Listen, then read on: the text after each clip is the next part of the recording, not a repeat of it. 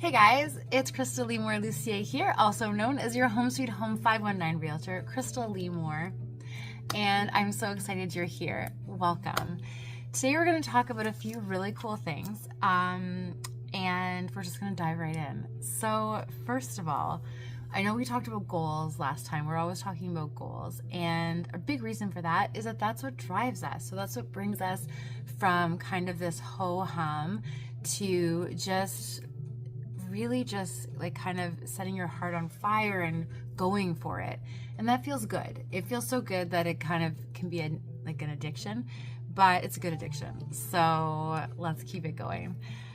Now, when we're talking about that, we're going to talk about kind of who decides what you're capable of. We're going to talk about some listing terminology, so things we can talk about in listings. And then we're going to talk about comparing and authenticity. So let's just get started.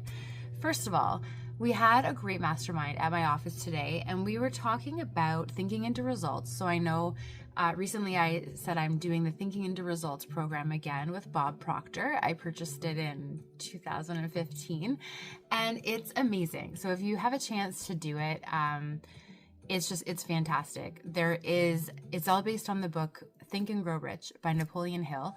And there is this abridged version of Think and Grow Rich by Earl Nightingale. It's on YouTube.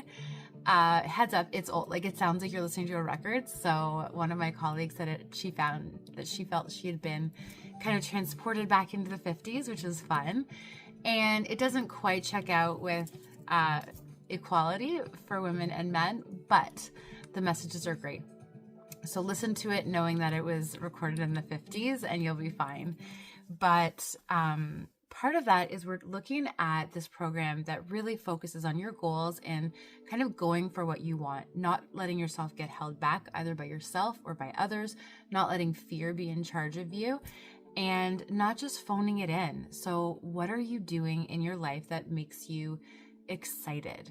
And is it kind of just you get up, you go through the motions, you got to pay your bills, blah, blah, blah. That's not exciting. And that's kind of, I think, why people have kind of these life crisis moments, or they are willing to pay for all the stuff, whether it's a program, whether it's a trip, or why maybe people are drinking more or just trying to escape. What is that all about? And I think really it's that we're not living our passion. So if we can live our passions, that's amazing. And that sounds fantastic, but what does that actually mean? So what they suggest that you do is you kind of just create a shopping list of all the things you want, whether it's an item, a trip, if you want to be something or do something, or you want, let's say you want to live on the beach, or like literally there's no end to what you can pick, but you just want to make sure it's all inside you. So it's authentic. We talked about the fact that it's great. So masterminding is fantastic. The only thing you want to make sure about is that you're not following someone else's dream. Because if you, like, let's say you do everything else that, like, someone's like, this is what I want a Ferrari, and that's all I want is a Ferrari. I want to be able to drive it down these beautiful highways, and wouldn't that be great? And you're like, yeah, that sounds fantastic. I want a Ferrari. And then you get your Ferrari, and it turns out you don't even like driving. So you really want to dig deep and figure out what that means for you. In kind of a similar thing, when you're looking at your goals, try to drown out the voice of anyone in your past that's ever said something or indicated to you that maybe it wasn't quite for you what you want. I remember being a little girl, and I was not like dainty, but I remember I wanted to be a ballet dancer. I think I was 7, and I had a babysitter who, her daughter was a dancer, and she basically said to me, like, it's not going to happen. No. Now, do I think that I would have grown up to be a ballet dancer if she hadn't said that? Probably not. But just be careful what you say to kids, especially kids, but especially the people around you. You might just be saying something. You might be giving your opinion, but you might be quietly killing a dream. I remember I love singing, and it doesn't matter how many people tell you you're a good singer. If you heard early on that you might not be a good singer, that there's a little piece of doubt always in your minds. If someone tells you you're not a good speaker, or you're not a good dancer, or you're not a good painter, or you're not a good blah, blah, blah, fill in the blanks. When I started in real estate, I had someone tell me that I wasn't cut out to be a salesperson, that I would never make it in this field. And here I am, kind of over a decade later, kind of crushing it with awards and success and being able to kind of pay it forward like this. But imagine if I had listened, or imagine if someone else had listened when they said no to all these wonderful people in the world. You don't need people to tell you it's okay. You don't need people's permission to follow your dreams. And I think that's the most important thing, because not everyone's going to see it. As an example, I've shared before, I'm very excited about sharing and encouraging from stage. So I would love to speak publicly on a larger scale, to give keynotes, things like that.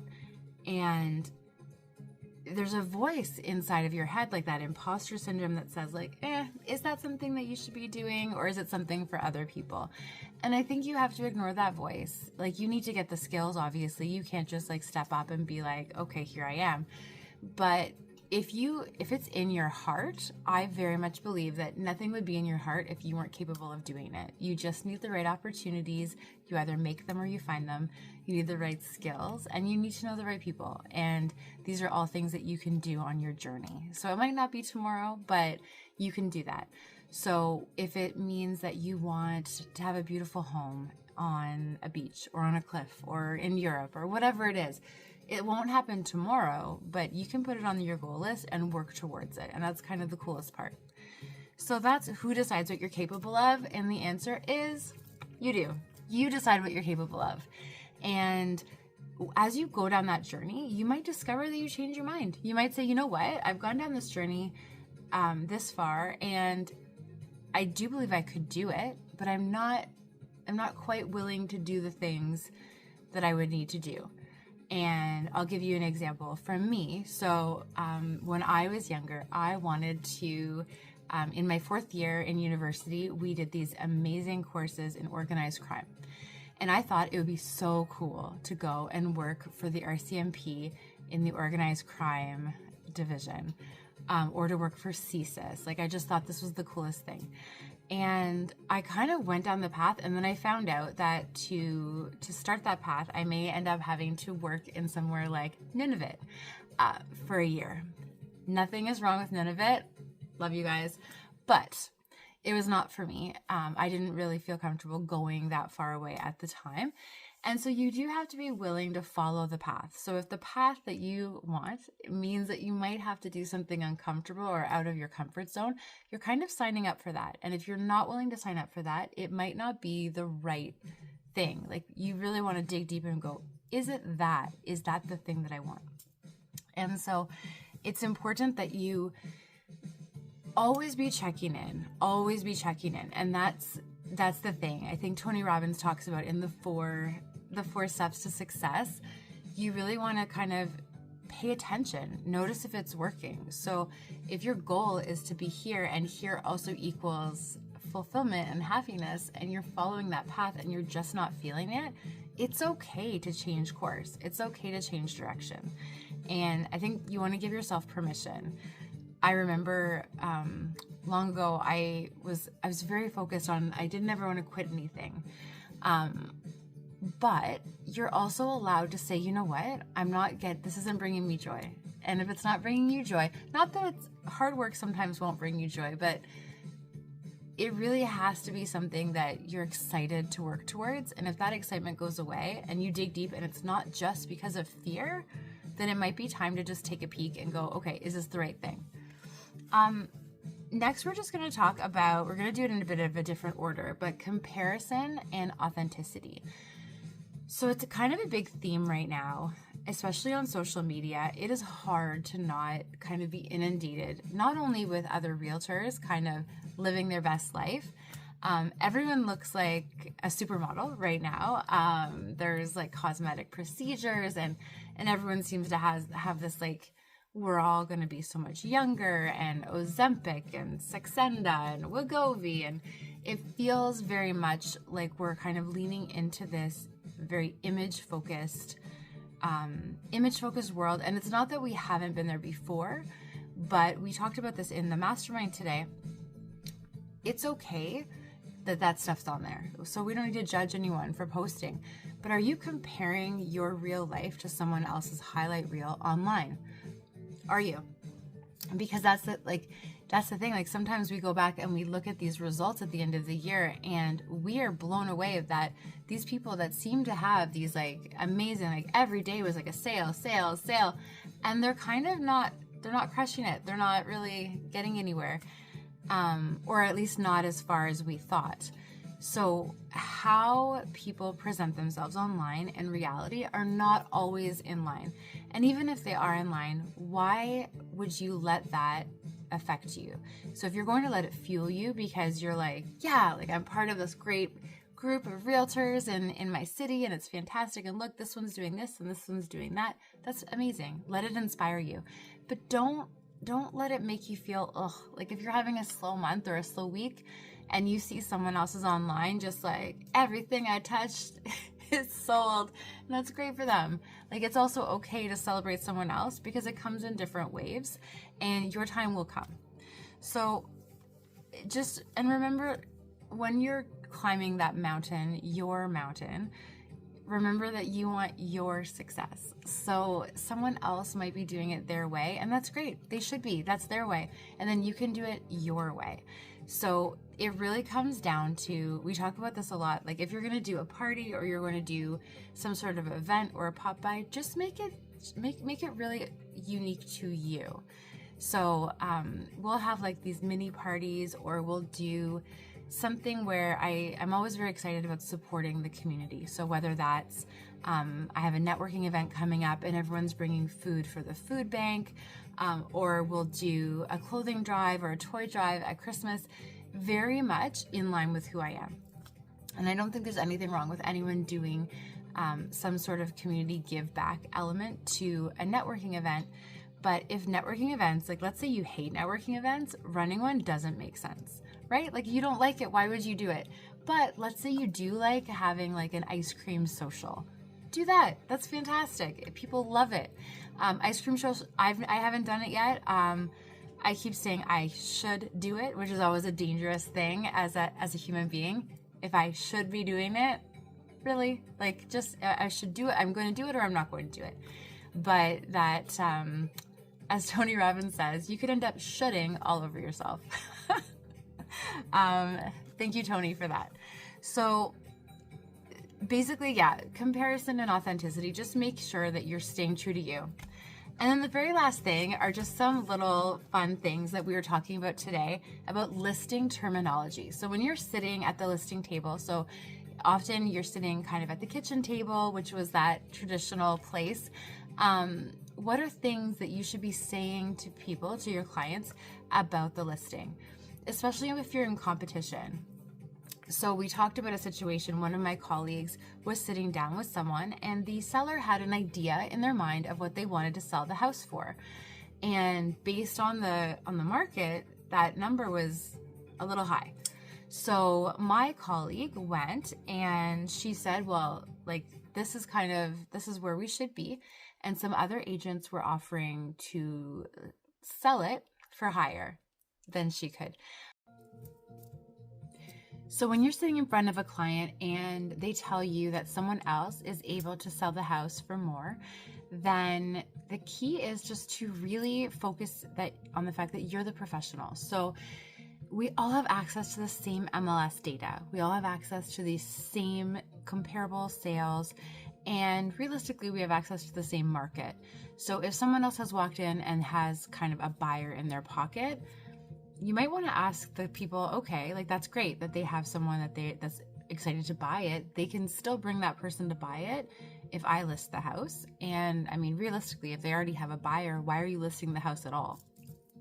Right? So maybe you almost want to call that bluff, that if they have an active buyer, then it doesn't really make sense to go through all that work if someone's already willing to pay above market value for the house, because chances are they're not.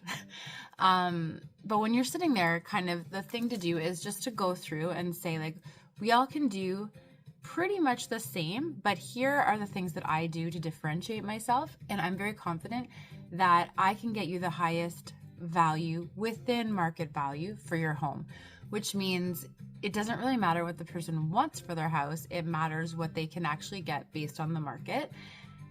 It's important that you explain it that way as well. So the other thing is confidence. So we talked about the fact that you want to show the person that you're very excited to work with them. You're very confident their house will sell, and kind of go through that. You can put work in during the listing appointment. You can try and build that rapport. When we look at things like Chris Voss has a book called Never Split the Difference. So when we look at that, we also want to make sure that if we are putting that time in, that we're not kind of, there's the favorite and the fool. So you don't want to be the fool. You don't want to be putting all this effort in if they've kind of already chosen another agent, but you can use that time to qualify and to ask questions and to try and build that rapport. Unfortunately, sometimes people use different tactics to get things signed before you get there, and you can't do anything about that. But what you can do is you can be professional, you can lean in, and if you are the right person for the job, you should say so. And I mean, conversely, if you don't think you're the person for the job, then you might want to either bring in a colleague or just be honest with them about that. I think people appreciate the honesty much more than if you tried and kind of had a stressful situation. Much like if you list the house too high and then can't sell it, it's really tough. Then the other thing are freebies. So Chris Voss talks about this when you're doing these comparative market evaluations. So the CMA. What is a CMA? Well, most people know, but CMA it's basically a value report about someone's home based on the market right now. So CMAs are usually good in the time that you make them. But the big thing is that when you're doing all that work, you have to be careful that you're not just kind of giving away your time for free. So make sure you're qualifying someone, you're asking the right questions, you're doing things like kind of having that pre-listing phone call before you would go over and before you create a report. And Chris Voss just says also to just watch for predatory behavior. A really easy way to find out is, like, if someone's kind of wanting to work with you, is when you say, do you have any idea what your house is worth? Like, do you have an idea? And if they're just like, well, you're the professional, you tell us. And you say, well, yes, yeah, like I have all the data. I'm just wondering, like, just for frame of reference, most people have an idea of what they think their house is worth. What is your thought there? And if they really push back on that, Chris Voss actually says, like, it might not be the right relationship because there's no trust. So you definitely need trust. A lot of us work with clients very closely, so it's a relationship. And we talk about, like, you need to choose your realtor knowing that you are going to be with them for the long haul. So you're going to be kind of going through this process, prepping the house, selling the house, meeting, potentially buying another house. So you really want to make sure you get along and that you can trust them. So that is it. So who decides what you're capable of? Spoiler alert, it's you. Comparisons and authenticity, and making sure you're leaning into your authentic journey and what makes sense for you. And then listings.